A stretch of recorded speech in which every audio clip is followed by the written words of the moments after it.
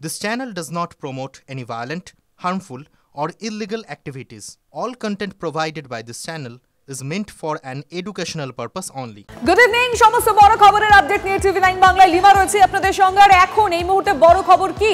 অসমের এনআরসি তালিকায় নাম না ওঠায় এবার বাংলার তৃণমূল সরকারকে কাঠগড়ায় তুললেন আরতি ঘোষ। বাবার সরকারি চাকরির শংসাপত্র না মেলায় অসমের এনআরসি তালিকায় নাম তোলা যায়নি। আমরা আরো একটু কথা বলবো এই বিষয় নিয়ে। সুমন এই মুহূর্তে রয়েছেন আমাদের সঙ্গে। সুমন, ঠিক কি অভিযোগ আসছে জানবো। দেখো, সকাল থেকেই এই আরতি ঘোষের এনআরসিতে নাম না ওঠা নিয়ে তৃণমূল কিন্তু বিজেপিকে একের পর এক প্রশ্ন বিক্ষোভ তারা করেছিলেন এবং এমন ভাবে জর্জরিত করেছিলেন যে এনআরসিতে নাম না ওঠার কারণ সে বাঙালি এবং আসাম থেকে বাঙালিদের বেছে বেছে বাদ দেওয়া হচ্ছে এবং আসাম থেকে এনআরসি অর্থাৎ এনআরসির নাম করে একের পর এককে ডিটেনশন ক্যাম্পে ঘোরানো হবে। একের পর এই বার্তা কিন্তু সকাল থেকে আমরা দেখেছি, কিন্তু বিকেল হতেই কিন্তু এতে একটা অন্যরকম হ্রাস পড়লো। কারণ আজকে তৃণমূল কংগ্রেসের জেলা সভাপতি আরতি ঘোষের বাড়িতে যান। তিনি বক্সিরহাটের বাড়িতে গিয়ে তার সঙ্গে দেখা করেন এবং সেখানে গিয়ে জানা যায় আরতি ঘোষ সরাসরি বলেন যে তিনি 2019 সালে আবেদন করেছিলেন এনআরসির জন্য। সেই আবেদনের বেসিসে তাকে যে সমস্ত শংসাপত্র জমা দেওয়ার কথা ছিল, যেহেতু তার বাবা সরকারি চাকরি করেন, তিনি এসেছিলেন এসডিওর কাছে তুফানগঞ্জে। এসডিওর অফিস থেকে তাকে সেই শংসাপত্র দেওয়া হয়নি। আর সুমন, ইতিমধ্যে আরতি ঘোষের বক্তব্য আমাদের কাছে এসেছে। বিস্ফোরক অভিযোগ তার, শুনবো কি বলেছেন। সার্টিফিকেট, আমার বাবার 66 সনের ভোটার লিস্ট, আমার বাবা যে চাকরি করতেন সেটার অ্যাপয়েন্টমেন্ট লেটার সবই দেওয়া হয়েছে, কিন্তু ওনারা বলেছিল যে সত্যতা দিতে হবে, চাকরি যে উনি করে ওনার সেই সত্যতাটা লাগবে যে উনি হ্যাঁ চাকরি করতেছে। কিন্তু আমি সেই সময় সেটা পাইনি। এসডি অফিসে ওনার কাছে গেছি, দেয়নি, উনি লিখিত দিতে চাননি, না অ্যাকসেপ্ট করেনি। তো সেটা বাবা কত 2019।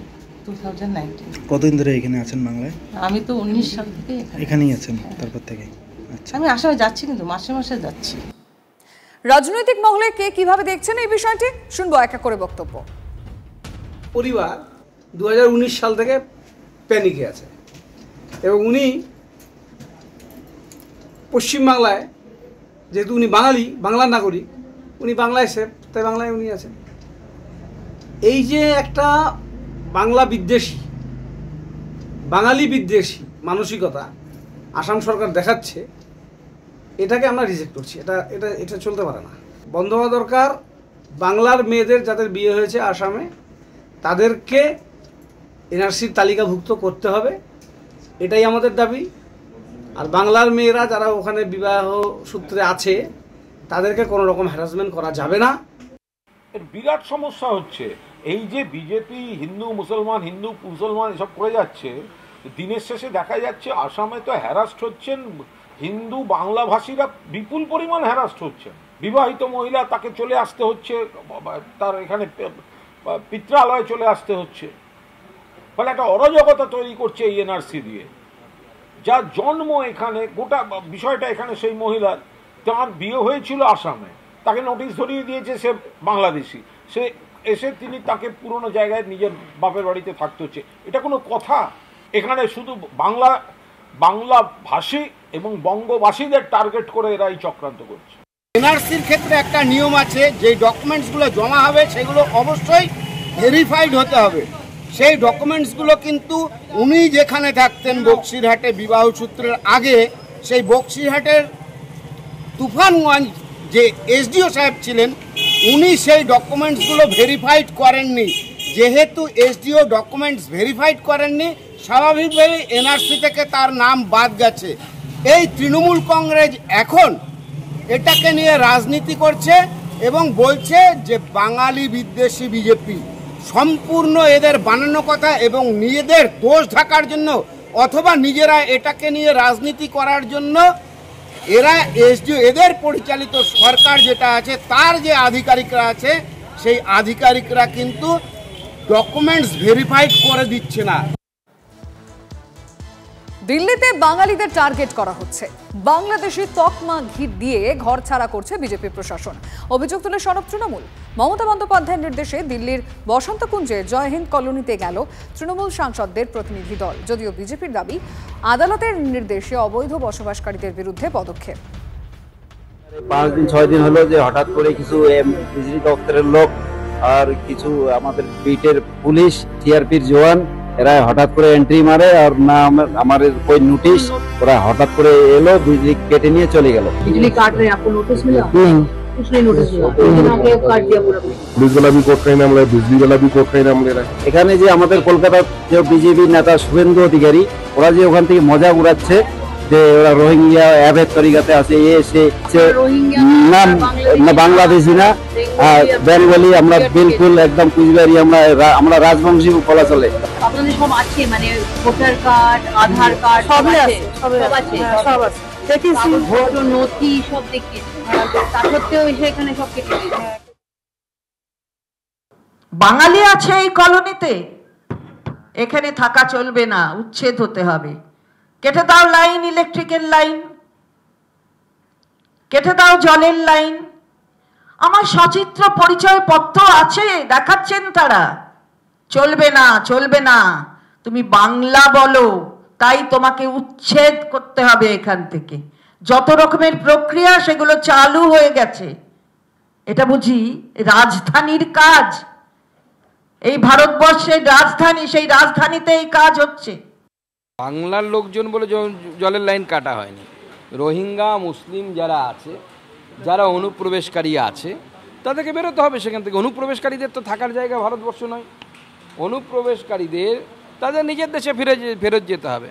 ওখানে যারা আছে তাদের নামগুলো দেখলে আপনারা বুঝতে পারবেন কারা আছেন। মমতা বন্দ্যোপাধ্যায় তাদের জন্য গেছেন, ভোট ব্যাংকের জন্য সাগরিকা ঘোষকে পাঠিয়েছেন সেখানে। 21-এর আগেই বাঙালি আবেগে শান তৃণমূলের।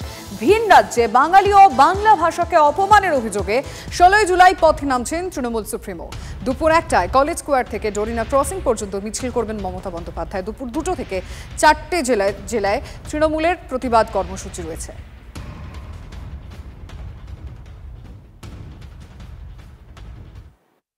আগামী 16 জুলাই বেলা 1টায় কলেজ স্কোয়ার থেকে ডোরিনা ক্রসিং একটি মিছিল, প্রতিবাদ মিছিল হবে, যার নেতৃত্বে থাকবেন আমাদের নেত্রী, সর্বজন শ্রদ্ধা মমতা বন্দ্যোপাধ্যায়।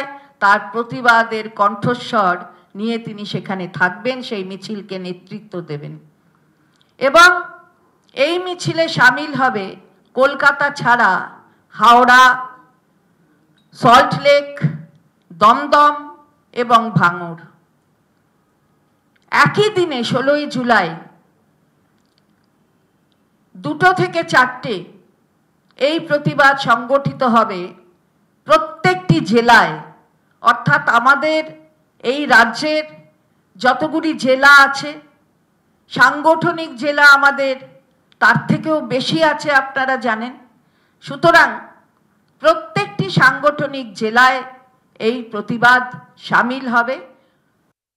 বাঙালির পেটে লাথি মেরে মমতা বন্দ্যোপাধ্যায় কীর্তি আজাদ থেকে শুরু করে, ইউসুফ পাঠান থেকে শুরু করে, শত্রুঘ্ন সিনহা থেকে শুরু করে সাকেত গোখলের মতো লোককে নিয়ে এসে মমতা বন্দ্যোপাধ্যায় বাঙালির পেটে লাথি মেরেছেন। তাও এক পায়ের লাথি নয়, জোড়া পায়ে লাথি মেরেছে বাঙালির পেটে। বাঙালি সাংসদের সংখ্যা কমিয়েছে মমতা বন্দ্যোপাধ্যায় দিল্লিতে। সেই মমতা বন্দ্যোপাধ্যায় এখন বাঙালি বাঙালি বাঙালি মন্ত্র জপ করছেন।